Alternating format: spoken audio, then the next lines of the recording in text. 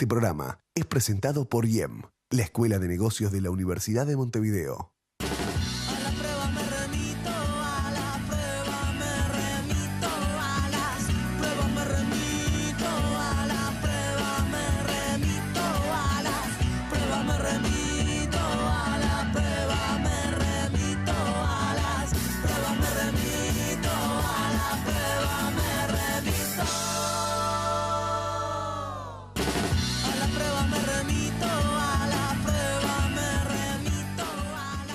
¿Qué tal? Muy buenas noches. ¿Cómo les va? Un gusto reencontrarnos como cada jueves. La Suiza de América, la tacita del plata, expresiones como el Uruguay no hay, el maracanazo. Los uruguayos parece que viviéramos añorando un pasado, una historia casi que gloriosa. ¿Pero por qué nos aferramos tanto a eso? ¿Eso nos impide mirar el futuro, mirar hacia adelante? ¿Era mejor aquel Uruguay de principios y mediados del siglo XX que el de hoy? Ese es el tema que tenemos para proponerles esta noche en A las Pruebas Me Remito, así que los invito a que nos acompañen. Les cuento quiénes nos acompañan en esta noche. Tenemos a Juan Carlos Dollenart, analista político, director de la consultora Interconsult. Publicó recientemente el libro Como el Uruguay no había. ¿Qué tal? Buenas noches, Juan Carlos. Buenas noches, un gusto. Heber Gato, abogado, analista político, fue profesor de Ciencias Políticas en la Universidad de la República, investigador en Filosofía Político. ¿Qué tal? Buenas noches. ¿Cómo estás? Un gusto, bienvenido. María Emilia Pérez Santarcieri, profesora de Historia, autora de varios libros, columnista en Radio Sarandí. ¿Qué tal? Buenas noches, bienvenida.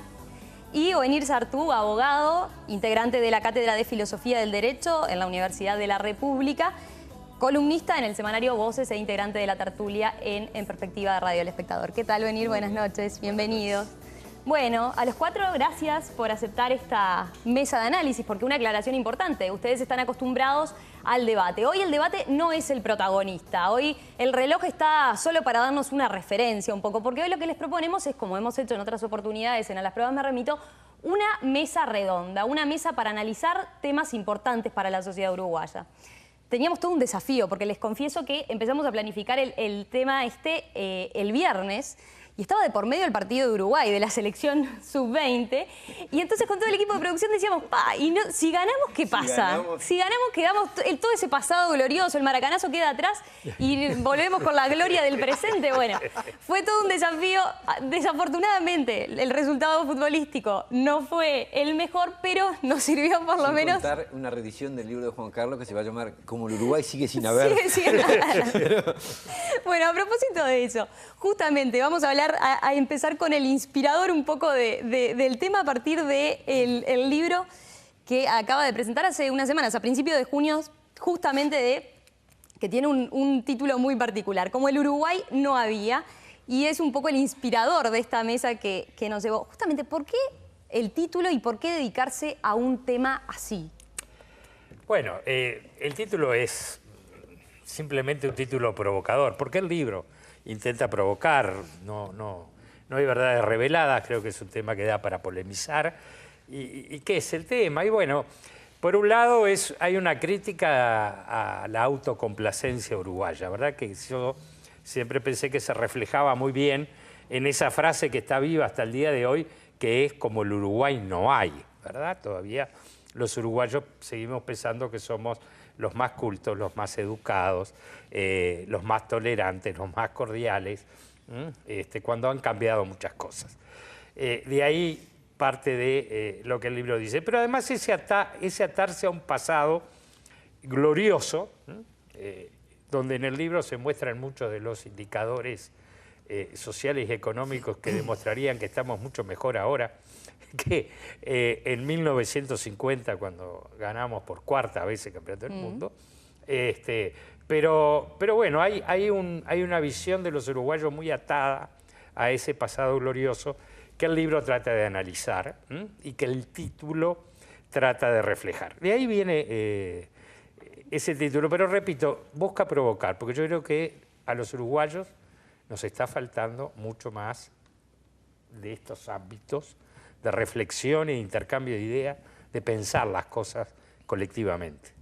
María Emilia, ¿qué caracterizaba a ese Uruguay del maracanazo, a esa Suiza de América? Bueno, mira, él ha dicho ahora, yo primero no he leído el libro, que me hubiera gustado mucho leerlo para un poquito actuar en consecuencia, ¿no? Pero partiendo de lo que tú me preguntás y teniendo en cuenta lo que él ha dicho, él dice que los indicadores de hoy en día, probablemente indicadores económicos, casi todos, dan una situación mejor. No lo dudo, pero esto es como la temperatura. Una cosa es lo que dice el termómetro y otra es la sensación térmica, ¿no es verdad? Bueno, entonces yo creo que la sensación térmica de aquella época era una época, voy a decir, de más cordialidad. Primero, estaba el barrio, que era una entidad muy importante, cosa que se ha borrado totalmente. Se vive de manera distinta. Yo me pregunto incluso, ¿cómo es que la ciudad se extendió tanto y hay tantísimos edificios enormes y sin embargo la población casi no crece? Son cosas que no entiendo. Lo que sí, se ha deteriorado aquella relación, ¿eh? Y la otra cosa que yo diría que evidentemente se deterioró es el tema de la enseñanza. Porque pensemos lo que era la escuela pública en esos momentos. En 1950 tuvo lugar un gran desfile de liceales y escolares por 18 de julio con motivo de la recordación del fallecimiento de Artigas, los 100 años de la muerte de Artigas. Y fue un desfile enorme en el cual todo eso se hacía con empeño y con orgullo, porque la escuela pública a la que concurrí era inmejorable, inmejorable. Ahora, también, de paso, digamos, de acuerdo que Alfredo Castellanos, que fue director del Instituto Artigas y con quien trabajé muy junto a él, Castellanos en esa época ya era profesor y contaba que por esa época un profesor ganaba lo que un diputado. Entonces, un tema que se repite son elementos muy interesantes para ir teniendo en cuenta. Y lamentablemente, yo pienso que esos dos puntos que yo elegí para contestarte, y ahora seguiremos con otras cosas, dicen mucho a la calidad de vida. Mira, yo ahora vine en un taxi con un taxista que me dijo que se crió en Suecia. Entonces yo tuve curiosidad de preguntarle algo. Le digo, ¿sus padres eran exiliados? Sí, profesor.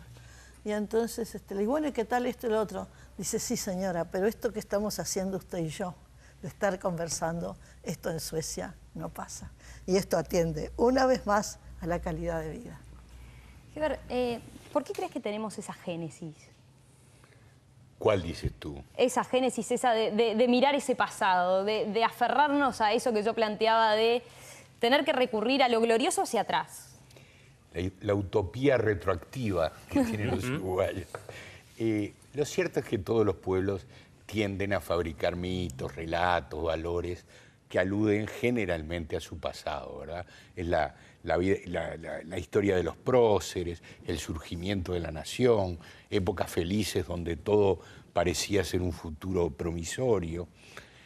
Gerardo Gaetano Irrila, en su libro sobre historia nacional, en su excelente libro sobre la historia nacional, dice que en el periodo que va de los 30 a los 50, los uruguayos adherían a 4 o 5 valores que los definían y que ellos se sentían que los autodefinían.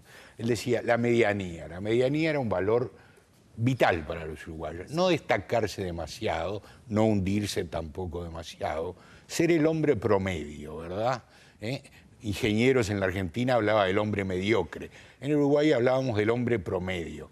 El hombre que en definitiva no sobresalía, pero no desaparecía. Que tenía una individualidad masiva, tranquila, sin riesgos. Era funcionario público toda su vida, se jubilaba después, tenía una jubilación razonable que le permitía... pero no se moría inmediatamente, porque se moría más pronto, y con lo cual había menos problemas económicos. Claro. El otro problema que planteaba era el de la diferencia. Los uruguayos, eso sí, nos gustaba diferenciarnos. No éramos latinoamericanos. ¿Ustedes se acuerdan de aquella polémica? No. Somos latinoamericanos, tenemos una raíz indígena. No, nosotros en definitiva somos distintos.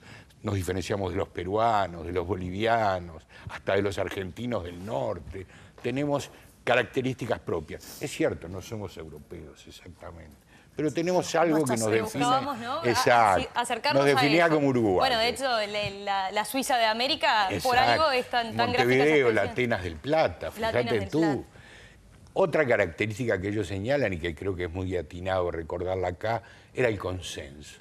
Uruguay era una sociedad, en líneas generales, en el siglo XX, superadas los peores enfrentamientos de divisas, una sociedad consensual, aferrada a la democracia, aferrada a esos valores. Y el último de los valores que destacaba, pero no menor, era que nos sentíamos cultos. Nos sentíamos un pueblo que en el plano de la cultura avanzábamos sobre otros pueblos de Latinoamérica. Es decir, y para terminar, éramos en gran medida excepcionales. Eso es lo que hay que discutir, si se mantiene o no hasta ahora, ¿no? Ahora después vamos a entrar entonces en ese debate. Venir, para ti, ¿por qué lo añoramos? ¿Qué es lo que añoramos de ese pasado? Yo creo que hay una... Un poco Heber se ha comentado algunas cosas, pero... Sí, hay una cosa que veo es que Juan Carlos lo plantea en el libro, es el problema del sentido, de hacia dónde va una sociedad. Yo creo que esa es una cosa clave. No es tan importante cómo vive, ni qué niveles económicos, sino cómo tener un proyecto en común, compartido, ¿no? ¿Cómo explicar esto a quien no vivió esa época? Bueno o malo el proyecto, no importa, pero es decir, si uno se propone ser culto, o se propone que todo el mundo tenga seguridad social y educación, bueno, es un proyecto de sociedad, es un tipo de sociedad. Creo que eso, fuera del mito, de alguna manera funcionaba. El Estado benefactor, al que hace un poco referencia. El Estado benefactor, la sociedad amortiguadora, la medianía. Pero había un proyecto en el cual la idea era, bueno, acá podemos hacer una sociedad igualitaria, donde se viva razonablemente bien. Y eso era un propósito compartido. Creo que era un propósito compartido. Eso actualmente no se da. Digo, la sociedad uruguaya se ha diferenciado mucho, se ha fragmentado mucho, la escala de valores no es compartida y sobre todo falta un proyecto en común. Yo diría, y esto soy consciente de que muchos televidentes no lo vivieron, que yo recuerde el último proyecto compartido por una masa crítica muy importante de uruguayos fue salir de la dictadura y restablecer un sistema democrático. Creo que eso, para los que lo vivimos, nos generó una especie de consenso y un clima de solidaridad.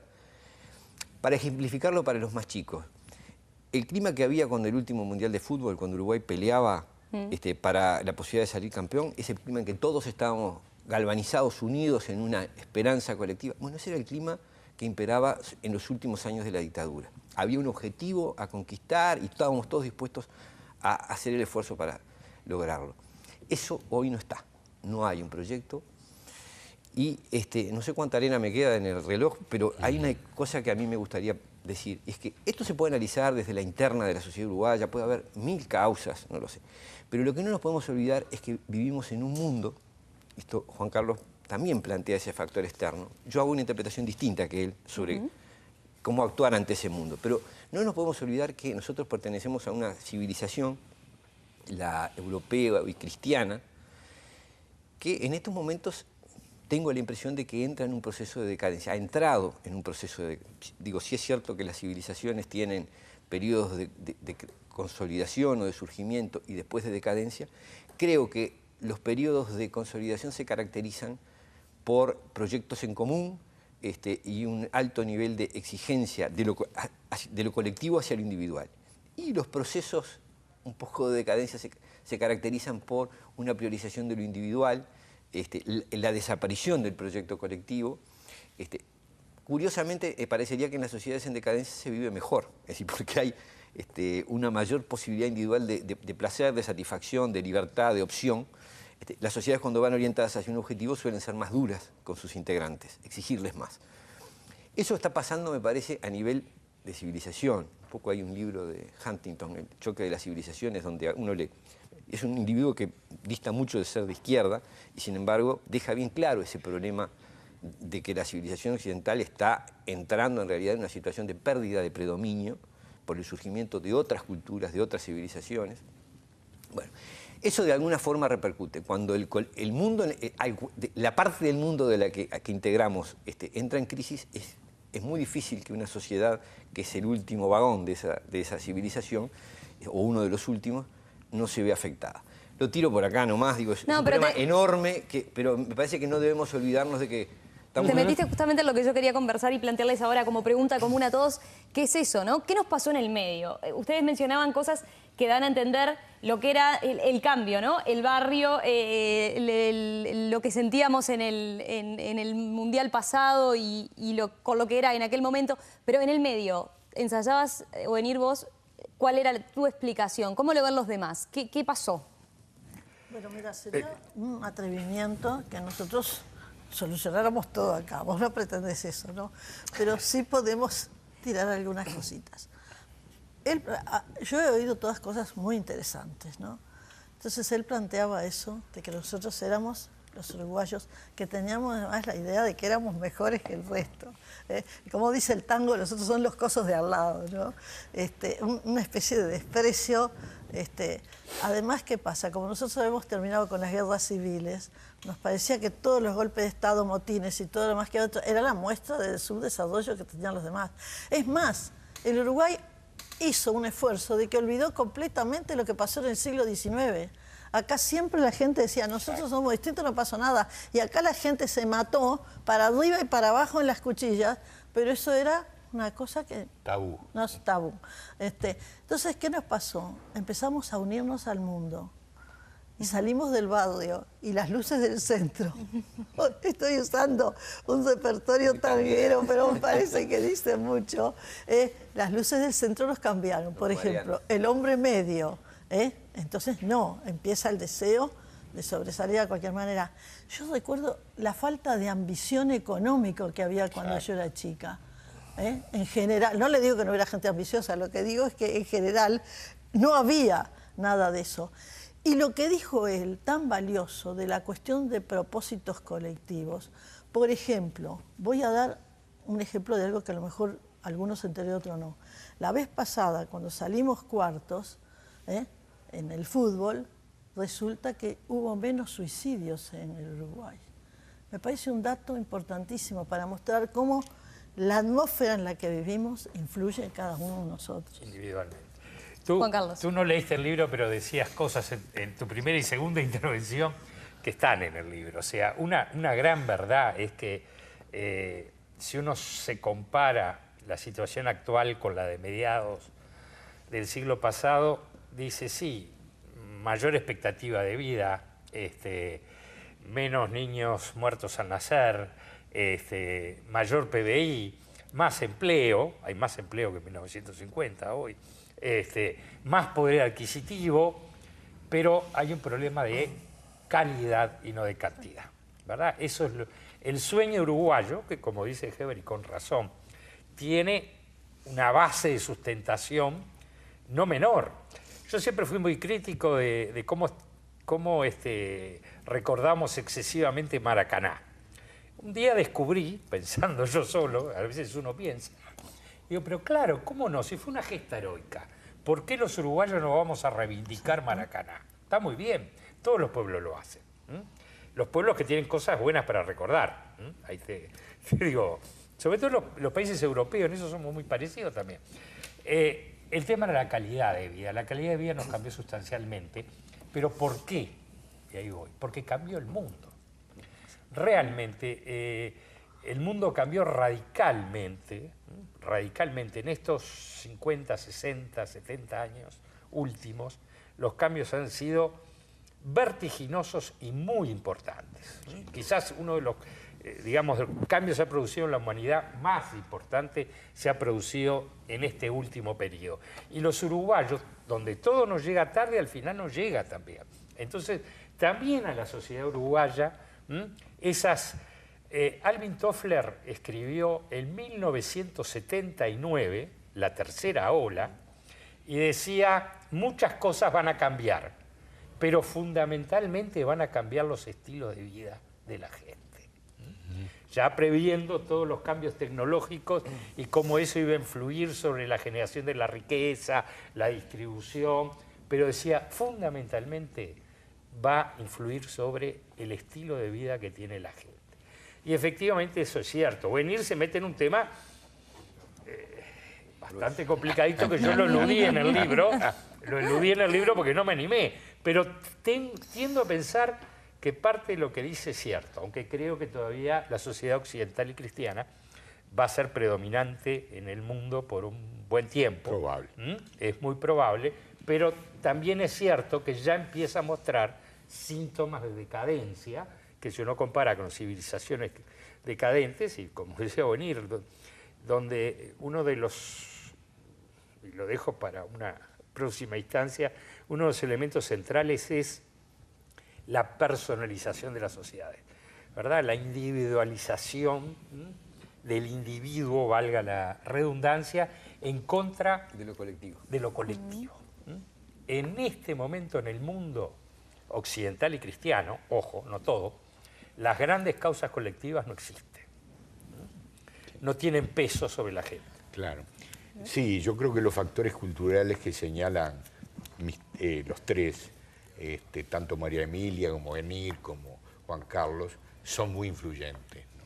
Indudablemente vivimos en una época distinta, no en balde se llama la posmodernidad. ¿Qué significa la posmodernidad? Bueno, que el relato moderno, que era muy uruguayo por otra parte, todas estas características que señalamos tenían que ver con el auge de la modernidad. Bueno, son sustituidas por un modo de entender el mundo diferente que se lo llama, a falta de otros títulos mejores, y discutiblemente en algunos aspectos, la posmodernidad. La posmodernidad es la fractura de las sociedades, el individualismo, la búsqueda de metas propias individuales y no colectivas, en fin, todos esos fenómenos que tienen que ver con la ruptura de esquemas comunes a la sociedad. Para decirlo de otro modo, la modernidad era mucho más cohesionada en sus aspiraciones que la posmodernidad. Ahora, ¿qué pasó en el Uruguay? Tú lo preguntabas y creo que la pregunta es pertinente. ¿Por qué se rompió ese mito prometeico y feliz que teníamos los uruguayos? Bueno, sin duda, muchas son las causas, las culturales, entre otras. Pero en Uruguay pasa algo a partir de los años, mediados de los 50. Se rompe el modelo económico.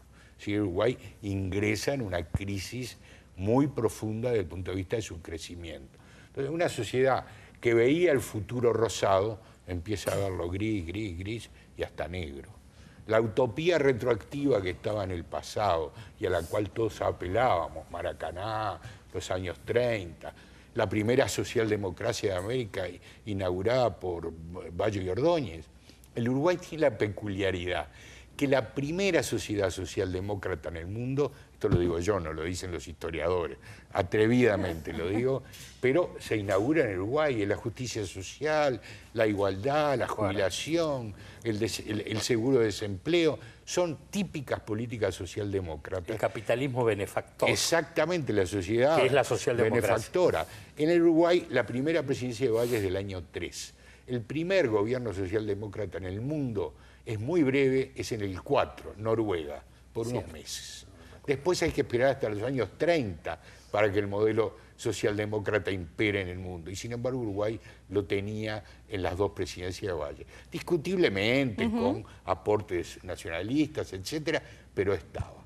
Entonces el Uruguay, me parece a mí, y ya termino, porque la arena ya se me fue, es que Yo les dije que hoy los relojes iban a tarde. pasamos de la, fíjense qué curioso, pasamos de la utopía retroactiva, de la mirada hacia atrás, a la utopía hacia el futuro. Emerge la izquierda, se consolida la izquierda, y la izquierda lo que no tiene jamás es una utopía retroactiva. La izquierda nunca va hacia atrás a la sociedad, o pocas veces va hacia atrás, hacia la sociedad feliz, que la edad de oro. El hombre russoñano, eso se deja. La utopía empieza a ser la utopía del futuro. La revolución, el cambio, el hombre nuevo, ¿verdad? La ruptura de las estructuras, una nueva cultura.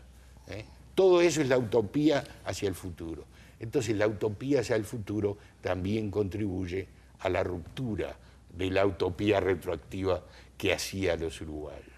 Wenir, ¿algo para agregar? Tú iniciaste la intervención dando la explicación, pero después de lo que escuchaste... Tiraba, entre las muchas cosas, el factor internacional, el factor civilizatorio, que esto no nos pasa por casualidad, esta especie de pérdida de sentido. El tema es qué hacer frente a esa situación. Yo no creo realmente que sea la vuelta al pasado, no creo que se trate de recrear, pero sí creo que esto no se trata, y en esto tengo alguna discrepancia con la visión de Juan Carlos, de un abrirse al mundo, es decir, un incorporar los códigos de las civilizaciones más desarrolladas dentro de las sociedades más desarrolladas dentro de la civilización occidental y cristiana. Con esto me refiero, tomar como modelo a Estados Unidos o a Europa. Me parece que en estos momentos es una cosa vidriosa. Cuando uno mira la situación de esas sociedades, tanto en lo económico como en lo social, como en lo cultural, es complejo. Es un modelo que yo creo que está dando señales fuertes de crisis. Pongo un ejemplo, ¿no? Una cosa, porque esto no es fácil, yo tampoco tengo, por supuesto, la receta, pero me fijo, por ejemplo, en el caso de los ingleses. Los ingleses integran la Comunidad Europea, pero hay cosas que no compran. Por ejemplo, la moneda común no la compraron. Y en otras cosas, los ingleses han sabido mantener ciertos objetivos como sociedad nacional. Yo no sé si no hay que mirar eso, es decir, la idea de decir, bueno, incorporemos todos los criterios ideológicos, las formas comerciales, las formas culturales, o hay que saber preservar una individualidad, una característica propia como colectividad, como pueblo, sin perjuicio de comerciar, dialogar, discutir e intercambiar con el resto del mundo, pero creo que si uno simplemente se abre totalmente, si pretende identificarse con la locomotora de la sociedad occidental y cristiana, podemos tener problemas muy graves, porque esa civilización está en problemas. Hacemos una breve pausa, amigos, y enseguida regresamos para continuar aquí en A las Pruebas Me Remito.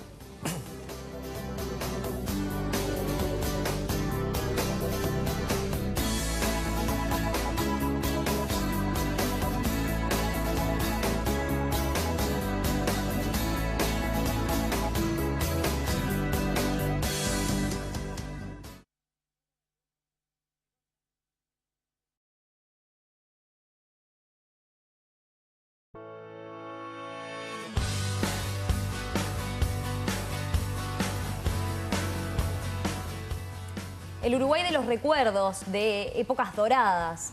Eso es lo que estamos hablando, un poco para verlo, cómo se ve ese pasado hoy. ¿Por qué nos aferramos tanto a esa historia? ¿Qué Uruguay es mejor? ¿Aquel de principios del siglo XX, mediados del siglo XX o el de hoy? Ese es el tema sobre el cual estamos reflexionando en esta noche en A las Pruebas Me Remito, en esta mesa redonda. En el bloque anterior hablábamos justamente de todo lo que implicaba ese pasado. Pero, ¿cuánto creen que ese pasado glorioso nos bloqueó y nos hace de obstáculo de alguna forma para mirar el futuro?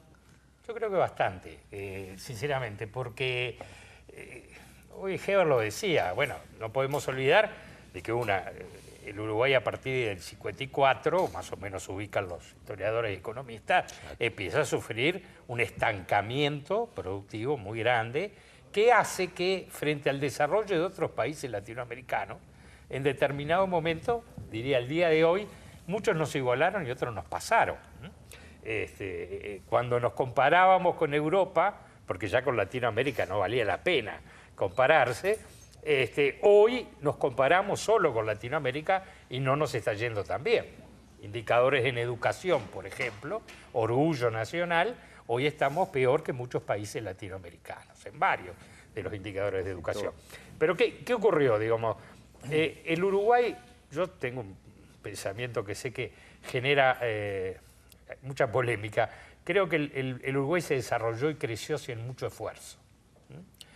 Sin mucho esfuerzo, porque había condiciones internacionales que favorecían un crecimiento económico y un bienestar de la sociedad uruguaya, que en determinado momento de posguerra desaparecen, cambian radicalmente. Entonces, la economía internacional se vuelve ferozmente competitiva y cada vez más, mientras que los uruguayos seguimos teniendo durante mucho tiempo bajísimos índices de productividad, porque nos habíamos acostumbrado, y acá está la condena del pasado, a tener buenos resultados sin grandes esfuerzos.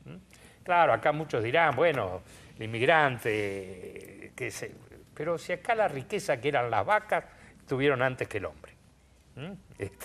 Para mirarla, primero tuvieron las vacas, después tuvo el hombre. Y con las vacas, dicho así crudamente, vivimos muchísimo. Hubo un excedente agropecuario rentista impresionante que permitió que construyamos el hospital de clínica, el estadio centenario, el palacio legislativo, etcétera. No, un comentario. ¿A vos que te gustan las citas bíblicas? En el principio fue el mugido. En el principio fue el mugido. Ustedes saben que yo cuando daba clase en secundaria empezaba así, no decía el mugido. En un principio fue la vaca. Claro. Sí. Ahora, yo creo que ocurrían las dos cosas. Cuando uno lee los relatos coloniales, ve que la vida era muy fácil, lo que está diciendo él. Pero para los inmigrantes la vida no fue tan fácil. O sea que yo creo que hay dos vertientes, ¿no? Ahora, ¿qué pasa? El inmigrante que vino a las fábricas y a las chacras. Que vino a lo que fuera. Y después va. Ahora, fíjate, en un momento internacional, como hacía notar él, que no nos favorece, tampoco nos viene gente nueva. Entonces, eso también se va abordando. Creo que el espíritu pionero se pierde absolutamente. Y se pierde otra cosa, no solo acá, sino que se perdió en todo el mundo, el sentido de autoridad. Entonces ahora se van a creer que yo soy una facha y les aclaro que no soy. El principio y el sentido de autoridad, que no es autoritarismo. Que no es autoritarismo. Artigas, que era un militar, está en contra del militarismo. Y son dos cosas distintas. Entonces acá estamos como el tango, que todo es igual y nada es mejor. Entonces, por ejemplo, ¿te puedo tomar un minuto más? Sí. A mí me sucedió que ahora que estoy retirada de la enseñanza, exalumnas me inviten a ir a los liceos. Cuando yo llegué la primera vez a un liceo y vi lo que era, bueno, una cosa imponente. Entonces entré a clase, estaban todos desparramados, y entonces yo les dije, ¿saben una cosa? Cuando yo daba clase, entraba el profesor y todos se paraban. Y me di cuenta que estaba bien, porque cuando alguien viene a mi casa, yo me paro a recibirlo. Entonces así, suavemente, nos vamos dando cuenta de que hay cosas que las perdimos por equivocación en cómo las veíamos. Y en el mundo vieron que en Francia empezó también a tenerse en cuenta esto. Bueno, respecto a las vacas antes que la gente, Carlos Marx decía que las sociedades capitalistas se caracterizan por la explotación del trabajador. Bueno, el Uruguay se caracteriza por la explotación de la vaca, porque en definitiva esa riqueza agropecuaria nos dio un facilismo para la vida que sin duda debe haber influido. Es difícil en las variables culturales de este tipo medir, digamos, qué influencia directa tuvo, pero muy importante. Ahora, a mí me gustaría de todos modos hacer un poquito de abogado del diablo. Es decir, esa sociedad de los 30, de los 40, de los 50, ¿era una sociedad innovadora? ¿Era una sociedad retadora? ¿Era una sociedad dispuesta a cambiar?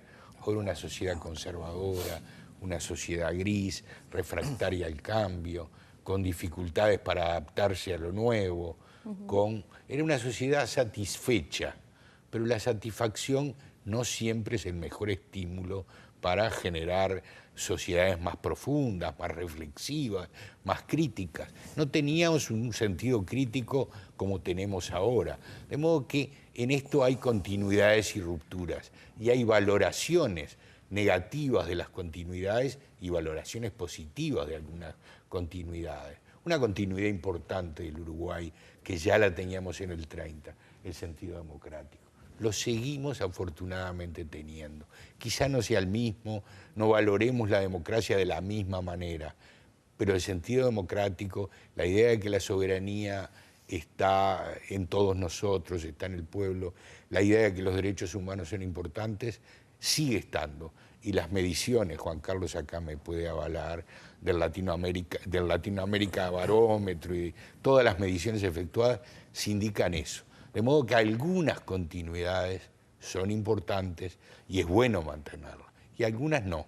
Esta autosatisfacción excesiva que tenía la sociedad uruguaya. Bueno, es bueno que la cambiemos. Exacto. Y aceptemos que Exacto. vivimos en un mundo que nos reta permanentemente. Wenir. Tu pregunta, Romina, me quedé pensando, es decir, ese pedido de comparación entre la sociedad de mediados del siglo XX y la actual. Esto es como si a uno le preguntan, ¿qué es preferible? ¿Tener 20 años o tener 50? Bueno, ¿cuál es el problema? Probablemente uno se sienta mejor a los 20. El tema es que no puede volver a tener 20 años. Lo que puede plantearse a los 50 es decir, cómo voy a vivir los 60, los 70 y tratar de llegar a los 80 o 90. Y creo que eso nos pasa. Es decir, creo que si uno pone la mirada, es decir, volvamos para atrás, reproduzcamos los años 50, bueno, como ejercicio de memoria puede ser muy lindo, pero no nos aporta demasiado para cómo tenemos que encarar los años que vienen. Yo ponía hoy el ejemplo de los ingleses, simplemente diciendo cómo es una sociedad que, pese a estar integrada al mundo y a la civilización europea, ha sabido preservar ciertos códigos y ciertos criterios, tanto en lo cultural como en lo económico, y en lo político, ha sabido resguardar ciertos ámbitos que le son propios, ¿no? Y les ha ido mejor, en definitiva, que a otros países europeos que compraron el proyecto Comunidad Europea sin límites y sin condiciones, ¿no? Yo no sé si no hay que mirar ese tipo de cosas, no para imitar a los ingleses, obviamente, sino para decir, bueno, las sociedades que pueden funcionar son aquellas que son capaces de percibir el mundo en el que están y comunicarse con él, pero también preservar alguna identidad propia, mantener ciertos códigos propios. Nosotros estamos teniendo un problema en eso, porque creo que oscilamos entre la idealización de un pasado y el creernos independientes, es decir, que esto se va a resolver en el Uruguay solo, a la otra que es decir, bueno, abramos las puertas al mundo y asumamos todo lo que viene. Bueno, creo que ni lo uno ni lo otro. Y es un tema difícil, que creo que no tienen claro ni el Frente Amplio, ni el Partido Colorado, ni el Partido Nacional, ni nadie. Es un problema que deberíamos analizar, discutir. Lo dejo para otro bloque.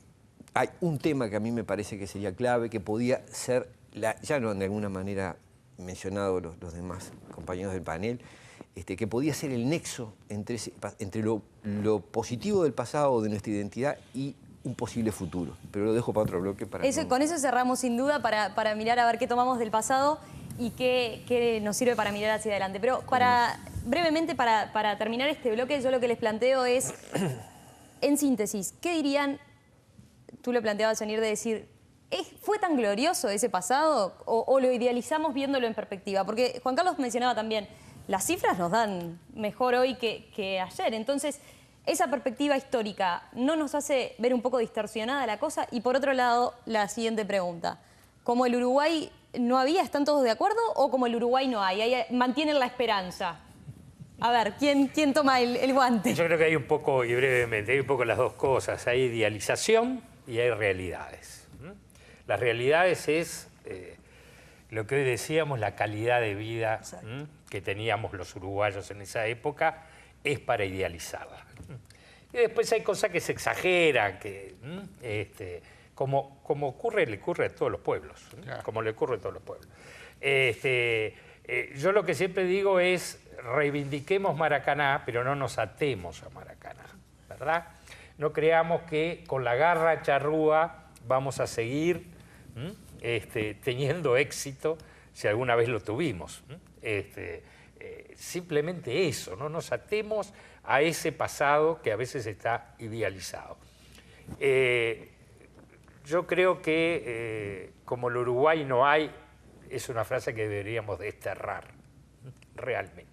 Creo que expresa lo que yo decía al principio de este programa, una autocomplacencia que hoy no se sostiene con nada. Sí se sostenía en la primera mitad del siglo XX, pero no se sostiene hoy, cuando uno se compara con otras sociedades que tienen otros problemas, pero ya la Tacita del Plata, la Atenas, no, todo eso no va más.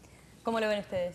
Bueno, mira, creo que coincido con lo que él dice, porque hay cosas que son incanjeables y la calidad de vida es incanjeable. Ahora te digo, yo, entre los niveles altísimos económicos y la calidad de vida, me quedo con la calidad de vida.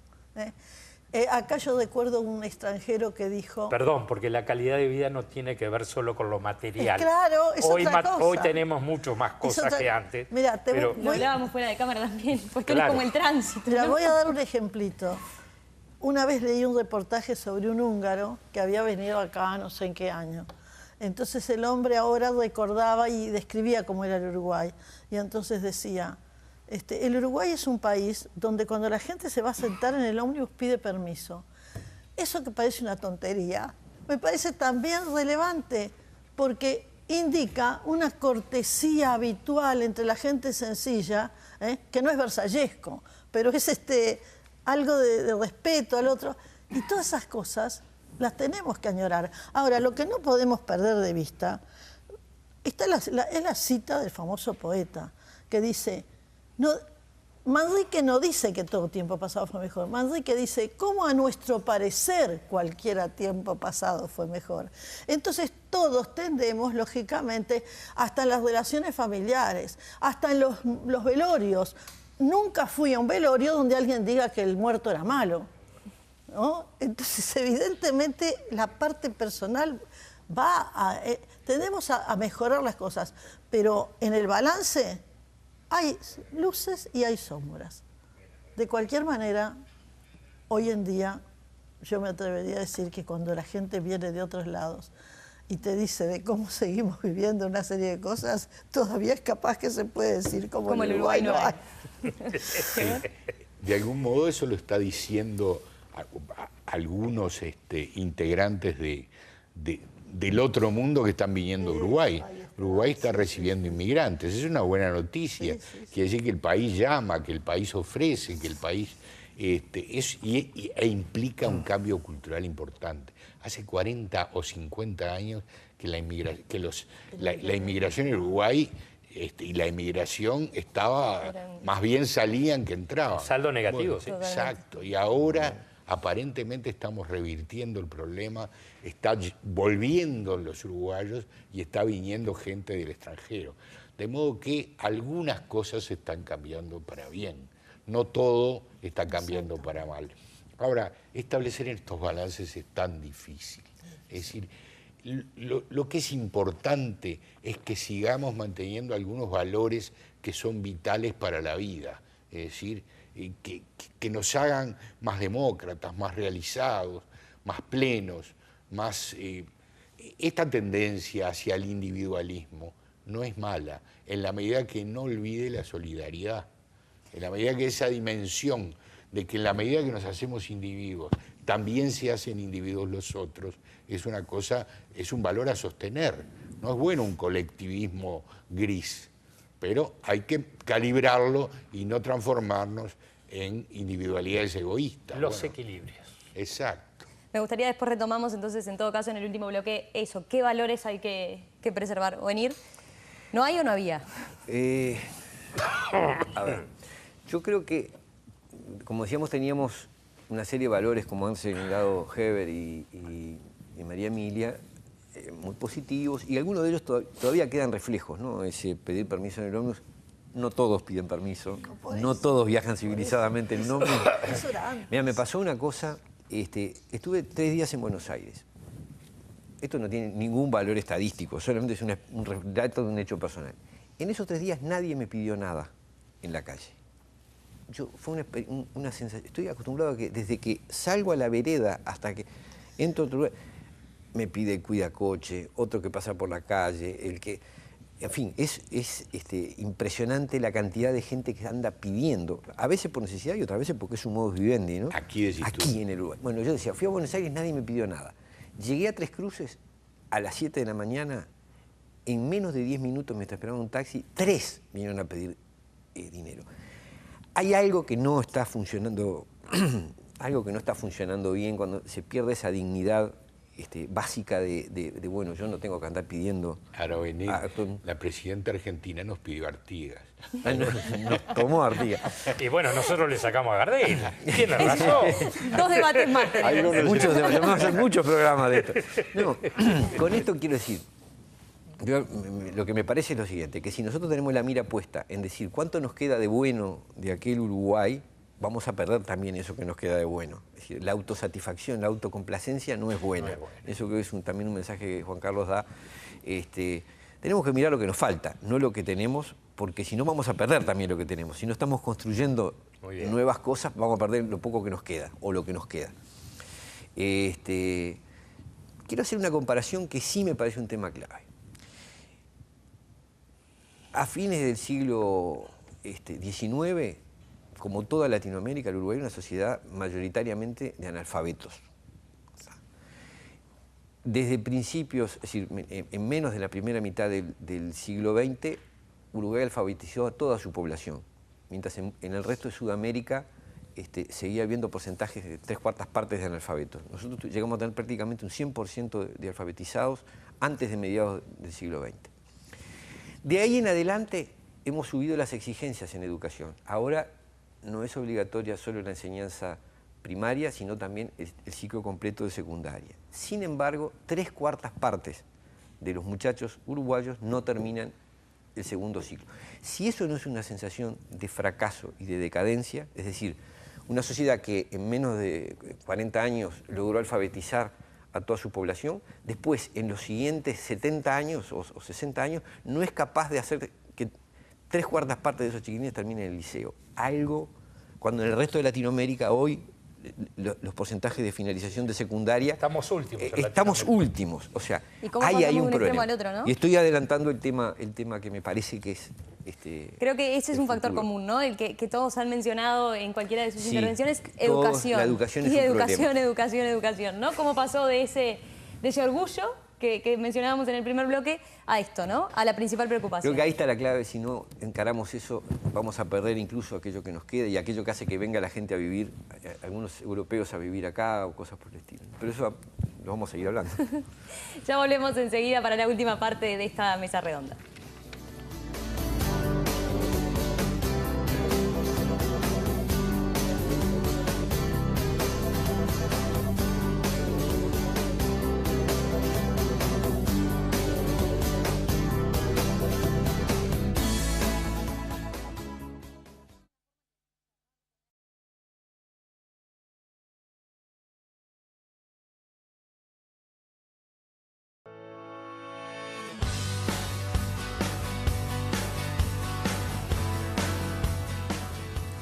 La Suiza de América, el como el Uruguay no hay, el maracanazo, es lo que nos hace a los uruguayos de alguna forma siempre mirar y aferrarnos a ese pasado. Y sobre los cambios que se han dado en el medio, en la sociedad, sobre qué tan glorioso y qué tan reconfortante era ese pasado y cómo incide hoy en el futuro, es que estamos de alguna forma analizando y reflexionando en este programa, en las pruebas. Me remito que hoy no es el debate el protagonista, sino la mesa de análisis, la mesa de diálogo. Para terminar, yo les decía, me interesaba hacer un balance de alguna forma de lo que hemos conversado hasta ahora. Y entonces les propongo una pregunta muy concisa, digamos. Imaginemos Uruguay 2030, Uruguay 2050. ¿Qué rescatamos de ese pasado de mitad y principios del siglo anterior para mirar y proyectarnos hacia adelante? Onir, te tocó empezar ahora.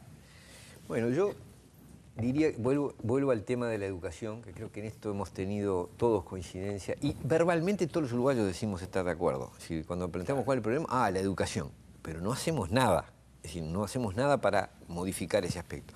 Paradigma es Mujica diciendo 3 veces educación, educación, educación, y sin embargo, no fue ese el objetivo central de este gobierno. Creo que yo, que soy votante frente amplista, le reprocho a los gobiernos frente amplistas no haber encarado el tema de educación como una prioridad nacional. A ver, si decimos que la sociedad uruguaya tiene el problema, yo lo veo por ahí, de falta de un proyecto, que la diferencia entre la de mediados del siglo XX y esta es que en ese momento había un sueño compartido o un propósito compartido, un consenso en cierta forma de vida que hoy no existe, que estamos todos desmembrados, cada cual con sus proyectos individuales y no importa mucho lo que le pase a los demás o al colectivo. Bueno, lo que está faltando es un proyecto colectivo, entre otras cosas, pero me parece que eso sería clave para vertebrar la voluntad colectiva, para restablecer un criterio de autoridad, porque uno no tiene autoridad porque se le ocurrió mandar o porque tiene la fuerza. La autoridad se legitima cuando lo que yo estoy Es decir, lo que yo estoy, desde una posición de poder, estoy ordenando o disponiendo, está fundado en el bien colectivo, es decir, en un interés colectivo. Uno no manda porque manda porque de alguna forma convence a los demás de que lo que está tratando de hacer vale la pena. ¿Por qué me parece que la educación podría ser lo más parecido a un proyecto colectivo? Bueno, porque nos obligaría a discutir qué queremos, para dónde queremos ir. Uno, cuando educa, define qué tipo de ciudadano, qué tipo de individuo quiere formar y qué tipo de sociedad está proyectando. O sea, transformar la educación en una causa nacional, en un proyecto compartido, me parece que sería vital, por dos cosas. Uno, por el bien que haría a los muchachos, a los chiquilines y a los jóvenes, y otro, porque a los adultos nos obligaría a clarificar ideas sobre lo que queremos hacer. Me parece que por ahí pasa la mayor posibilidad de un proyecto compartido. Y una sociedad que no tiene eso, es decir, que pierde la capacidad de reproducir su cultura, de transmitirla a los más jóvenes, está en problemas serios. María Emilia. Bueno, yo en lo que creo que hay que poner atención es en poder recuperar a la marginalidad. Porque, por supuesto que antes siempre había pobres, había medianos y había ricos, pero marginados muy poco. Eso es una cosa fundamental para que logren la dignidad que tienen que tener. Y la otra cosa es al revés, los que no están marginados, los que desempeñan un papel en la sociedad, que tengan ganas de hacer las cosas. Porque hay mucha gente que está en el puesto, en todos los puestos, y sin embargo no pone lo que poníamos muchos, que era la entrega total. Heber. Yo me pliego 100% a lo que acaba de decir María Emilia. Creo que el Uruguay del pasado teníamos marginación. Ahí tengo un matiz contigo. Lo que pasa es que la marginación no la veíamos. Era una sociedad que ocultaba la marginación. La marginación estaba en los pueblos de ratas del interior, mayormente, y no tenía incidencia en los grandes hechos de la vida ciudadana, en la vida política, en la vida cultural. Estaba allí, aislada, ignorada. La diferencia importante es que en el momento actual la vemos, la marginación, la sentimos todos los días, o nos agrede con el delito, o nos asusta con el delito, o aparece en la pantalla del televisor. La marginación o los marginados son los que no aprenden. ¿Por qué no aprenden? No porque no quieran aprender, quieren aprender otras cosas, tienen otros códigos, otros lenguajes, otro modo de vida. Si no logramos revertir ese proceso de marginación, estamos liquidados, como el futuro nuestro se ve oscuro. ¿Cuál es la diferencia con el pasado? Que ahora tenemos conciencia de ese fenómeno. La marginación es visible. Podemos saber que si no reintegramos a los marginados, no tenemos posibilidad de construir una sociedad más o menos integrada, que no va a ser la sociedad del pasado, pero que va a ser una sociedad necesariamente más solidaria, más unida, más integrada que la actual. Por ahí me parece que está el problema. Juan Carlos. Obviamente no se vuelve para atrás. Aquella sociedad hiperintegrada de mediados del siglo pasado no vamos a volver, como dice Heber, pero estamos en una sociedad que se está desintegrando como sociedad y esto es un gran problema que tenemos que revertir. Y la desintegración se da no solo en materia económica, o se da en actitudes, en valores, la predominancia del personalismo, del individualismo, del consumismo, no del consumo que siempre es bueno, del consumismo exagerado. Entonces, la pérdida de valores como los principios de autoridad, la pérdida de referentes como la familia, el sistema educativo y las iglesias. Hay muchas cosas que hemos perdido que deberíamos recuperar en aras de, y no repito porque coincido con venir, de un proyecto común. Yo en el libro ponía como ejemplo, y me vino bien lo de la sub-20, el proceso que se siguió con la selección de fútbol uruguaya en 2010-2011, ¿verdad? Que hubo una causa colectiva. Pero detrás de esa causa colectiva no estaba la garra charrúa, no estaba el gaucho revoleando goleadoras. Había un proceso profesional serio que se siguió durante 2 años y que permitió que Uruguay estuviera en los primeros lugares en el mundo. Después en el 2012 no fue mal. Pero por suerte ahora volvimos. Ese mismo proceso también repercutió en la sub-20. ¿Qué quiere decir? Que cuando hacemos las cosas bien, profesionalmente, con un norte común y con metas como país, como sociedad, se pueden lograr cosas. En lo educativo, en otros planos, y se puede recuperar grados de integración diferentes a aquella época porque vivimos mundos distintos.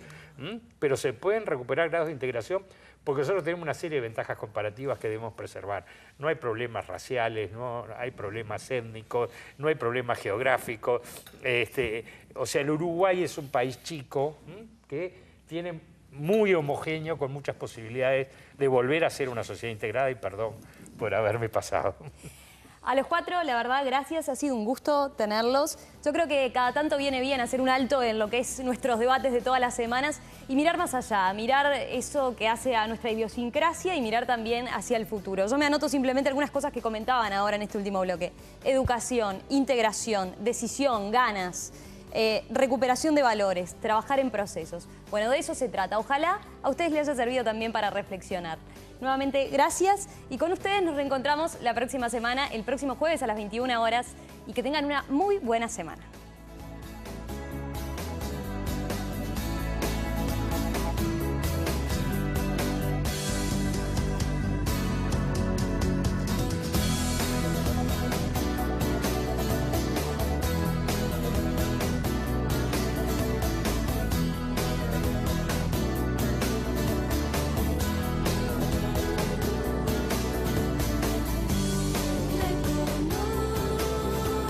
Presentó IEM, la Escuela de Negocios de la Universidad de Montevideo.